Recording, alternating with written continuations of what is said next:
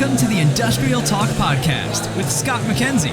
Scott is a passionate industry professional dedicated to transferring cutting-edge, industry-focused innovations and trends while highlighting the men and women who keep the world moving. So put on your hard hat, grab your work boots, and let's go. All right, industry professional, thank you very much for joining Industrial Talk, and thank you for your continued support of this platform. As you can tell by the buzz in the background, we are at Accruent Insights. This is in San Antonio, and everybody is enjoying, well, things and snacks and foods and all that stuff.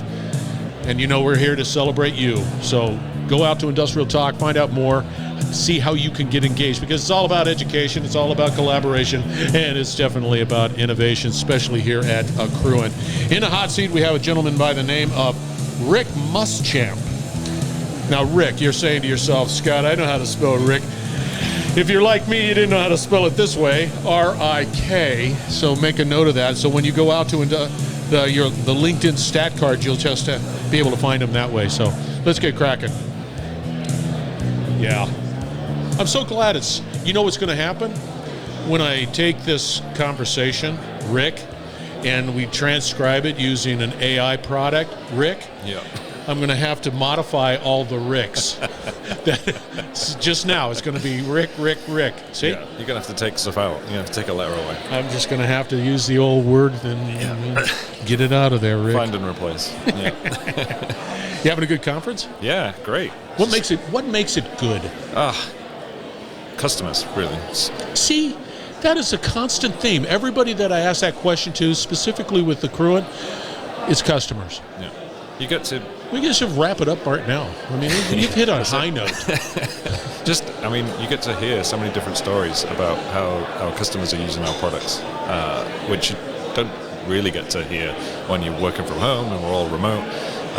It's great. And then the thing I really enjoy, we had a customer panel earlier, and customers are asking the customers in the panel, hey, how did you solve this problem? And they're all talking and brainstorming, and we're just taking a back seat, and it's great. I love that. Yeah, but you're listening. Yeah. You're listening to the chirping that's going on, is because, but you guys do that well, definitely. Yeah. So let's start out with a little background on who Rick is. Give us a little 411. That's information here over on this side of the pond. I don't know, what is it over there on the other side in the UK? Where like 411 is information. 911? No, 911's bad over here. Never mind. Yeah, like 100, I think. Okay, 400. Give us the 400. I've been in product for 20 years. Joined Accruent at the start of 2023. New? Yeah, I guess new. Ish. Feels like a long time ago. A lot's happened since then. The way the company constantly evolves. Yeah. And during my time at Accruent, I've been part of the documents team. So I look after Meridian and also Red Eye, which is our new product. So all about engineering document management and how our customers can benefit from the capabilities in those solutions. So this is an interesting differentiate Meridian from Red Eye. So Meridian has been around for 30 years, so it's got tons and tons of features in there, and it's very good at doing specific stuff with CAD drawings and for document controllers. Red Eye's new, so it's kind of 10 years old, and it's built for cloud native. So the whole point of Red Eye is you want as many people to access the drawing as possible. So whereas Meridian, you had document controllers, who are kind of often are the gatekeepers of those documents, Red Eye is more about opening it up and letting more and more people access the detail that they need in the drawings. Why is that distinction important? Why not control the documents? Is there a different? Is one on-prem and the other one's in the cloud, or is it sort of? Yeah. So, but why is it important? So Meridian's typically on-prem, and Red Eye is for the cloud. The reason why that's becoming more and more important is because of integrations between different systems. So we've just completed our integration with Maintenance Connection. So now a technician using Maintenance Connection can pull up a drawing from Red Eye without having to access Red Eye. It's all done within Maintenance Connection. So they go out to fix an asset and they want the latest drawing. So now they've got it. It's attached to the work order. They can bring it up. They can look at it. They can make sure it helps them do their job. If it's something different, they can mark on it. They can do red line on it and say what's wrong. And that goes back into the workflow in Red Eye. it just makes it so much easier for people to find the document, like orders of magnitude faster. In the world of Meridian, take us through a workflow associated with Meridian with that same use case of where I have a work order. I need to get that document. How's that different? So we completed an integration with Maintenance Connection with Meridian last year. But before that, there was no integration between the two. So you would, the two systems didn't talk to each other, and you were reliant on. I mean, if you're the technician and you want to find the right document, how do you find it? How do you know that the one that you've got, that you've searched for, is the right one, is the most recent one? Without tying the two things together, you can't be sure, and that results in a lot of waste. So now what I can do is I can use your platform, create the work order, pull in the documents, in essence seamlessly, right? Yep. And having the assurance that it's the latest. Yep. So I get the latest, I go out, as built is sort of not as latest as, so we've got to modify. So it's a simple method of just redlining, and then it goes back through and gets modified. Yeah, and we've got a great talk tomorrow with one of our customers, Las Vegas Valley Water.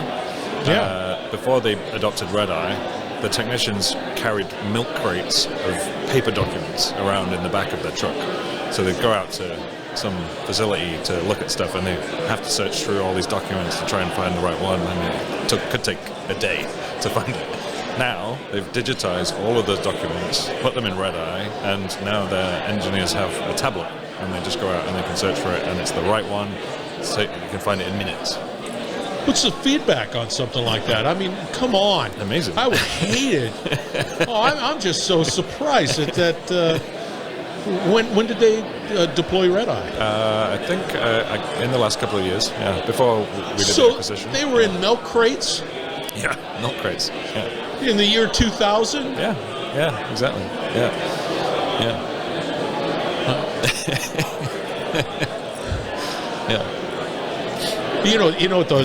The wild thing about it, I would imagine there are a number of companies that still are using crates of some sort or filing.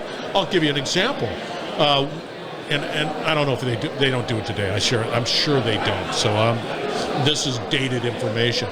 But when I was doing patrol work in transmission line work, right, and I was patrolling, we'd have our little single line maps. They would be in the patrol truck, and we would go out and patrol the lines, and you look at it, you look at the map, and you say, well, that's not right. Yeah. And then you would update the map in your truck. Yeah. It would never make it back to planning. Exactly. We'd sit there and... Yeah. Or even if it did, you would have to go and do paperwork, you'd have to go and file it somewhere. Whereas if it's on your tablet, you can mark it up there and then, that's your job done. And then it goes to the document controller. And probably by the end of the day, it's been updated. Yes. Okay, so we've got all this going on. We have some... there's a list of questions, but I have to ask the question about democratization. What does that mean? Yeah, so it's what we've been talking about. It's allowing everybody to have access to the information they need. And one of the ways that Red Eye achieves that is by having an unlimited user license model. So most enterprise applications charge per user, or you have to share a license between users, whereas Red Eye is completely unlimited. So if you've got 10,000 people who want to access the documents, that's absolutely fine. No extra charge for that. It's all included in the price. And so what that encourages is people to collaborate across companies. So we've got some companies down in Australia and New Zealand where there's a utility who has all these assets that other companies need to access, and they all just share the same Red Eye bucket, and they've all got access to the documentation. So rather than having to collaborate and email documents or whatever, however you transmit them, everyone's just using one Red Eye instance. Oh, that's interesting. Yeah. So really, this unlimited user model was specifically to sort of encourage the collaboration. Yeah. Try not to prohibit, the view of the documents. Yeah, I mean, why would you not want everybody who needs it to access it. Why would you want to limit that because of your license model when the best measure of any system is how many people are using it? The more people are using it, the more valuable the system is. So that was Red Eye's philosophy from day one. So I can imagine having this conversation with the company and saying, yeah, this is the document management system we have, Red Eye. Yeah. And they ask the question, well, how much does it cost per user? And you say, well, here's the price. Yeah. And everybody. Yeah. So one of the great examples of this use case, we just had a session with the city of Seattle. So they've been digitizing their documents and drawings. They've got a GIS model of the whole city and mapped like every bit of infrastructure in the city to the map, so you can search for it on the map and bring up 150-year-old scanned-in drawings. Their use case, they allow members of the public to view the documents. So rather than having to go down to City Hall and submit a request and try and find a blueprint, they just log into Red Eye and can search for it. And so they have the whole city as users, potentially. Oh! That's interesting. But in Red Eye, you're able to sort of set up parameters, access parameters, right? Yeah, of course. Your access versus my access would be different, so you still have to do that, right? Yeah. So you've got the administrators who would do the workflows and who would do approvals, but you can give anybody view access, and they can just search and view documents. Can I print them out? Yeah. Which is just sort of anathema to what you're trying to accomplish. Of course, I go right to printing. Hey, can I download it into an Excel spreadsheet? Yeah. But hey, I was just in the maintenance connection Red Eye demo that we just had. One of the use cases is you're in maintenance connection. You're looking at the work order. Maybe there's a reason why you need to print it out. Maybe you need to go offline somewhere, or whatever process that you've got. You can print out the drawing, go and work on it. And if you mark it up with pen, you can then email it to this email address that's put on the side of the work order, and then it goes automatically back into Red Eye and gets scanned in with the drawing markup. So it's merging digital and old school ways of working. So if you're a bit scared and you don't want to adopt it so quickly. Yeah, I need to touch paper for whatever reason. But that marked up drawing still needs to be updated. So the workflow must take it into, I don't know the term, let's say an engineer or a planner of something. Right? Yeah. They get a copy and then they update the drawings? Yeah, exactly. So, I mean, and you can have multiple markups coming in from different places, and then it's the document controller's job to sort through that, update the drawing, and then you've got the complete revision history as well. So you can always go back in time and see when a markup was made and when a change was made. So you've got that complete audit trail for everything.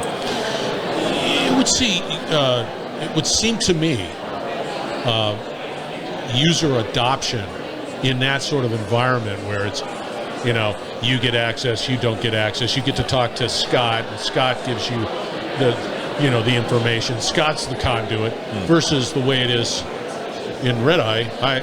You go check it, right? Yeah. You figure it out, and because you have access, I would think user adoption is probably through the roof in a sense. Yeah, and it's new for a lot of people because they're not used to having that. No. The traditional way is you have to go and speak to You know how many years I've been talking about this? Forever. Yeah, exactly. So there's so much excitement here.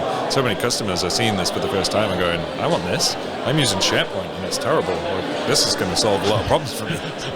You're the third person I talked about this, the SharePoint connection. I'm going, God, they're using SharePoint. Yeah. Oh, my. God bless you. Definitely. So put your future hat on. Where do you see it going? One of the things that comes up time and time again is BIM, right, which is building information modeling. So this is sort of the 3D digital version of a building. Yeah. Now, construction's been doing this for 20 years because when you're designing something new, it makes sense to make a digital version of it. They use that, they go and build the building, and then they hand it over to the operator. And sometimes they hand over that digital model, sometimes they don't. That handover process isn't great. But historically, the operators haven't really embraced BIM. for various reasons. I mean, they might not have the skill set in-house to maintain the 3D model, but it's going more and more in that direction. More and more people are asking for that. So it's a very complex set of features. It's not like one thing that we can just deliver. You know, it's 3D modeling, it's annotations, it's making sure you can get the right standards. And so we're trying to solve that problem, which is difficult because it means a lot of different things to different people. And so we're doing a lot of roundtable discussions here at Insights to get that people's opens up feedback. a whole set of opportunities from my perspective. If I am the owner of this asset, this hotel, then I can create that sort of digital representation of this hotel. Yeah, like a I can digital simulate. I can do things with it.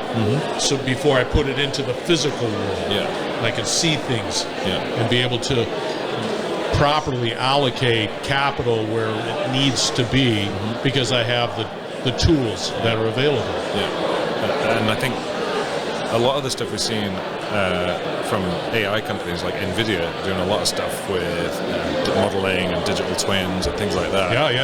And so rather than us just try to build everything ourselves, it's like who can we integrate with, who can we partner with to make this a better solution. So one of the good strengths of Red Eye is integration with lots of different things to become the hub for the drawing.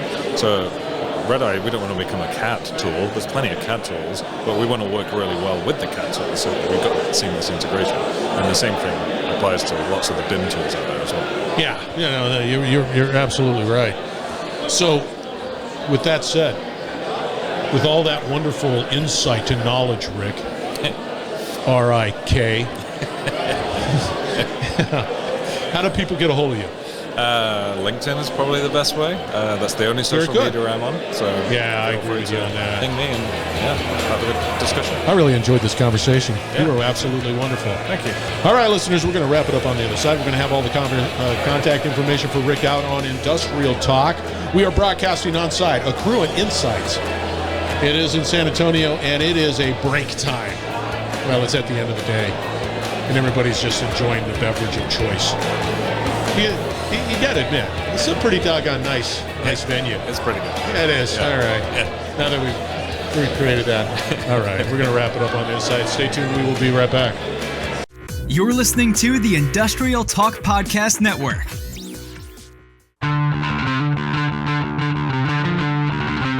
Cool.